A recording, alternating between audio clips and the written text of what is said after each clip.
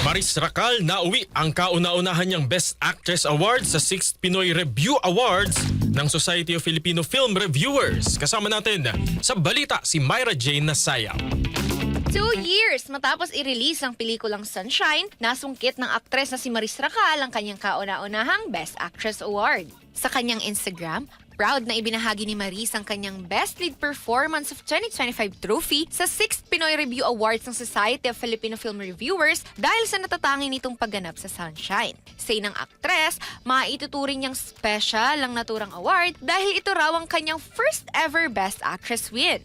Bukod naman kay Maris, kinilala din ang Sunshine director na si Tonet Hadaone bilang Best Director of 2025 sa kaparehong award-giving body. July last year nang ipalabas sa mga sinehan sa bansa ang Sunshine matapos itong humakot ng pagkilala sa iba't ibang international film festivals noong 2024. At yan ang ating showbiz chika ngayong araw ng Webes. Ako si Myra Jane Nasayaw, Tatak Armen.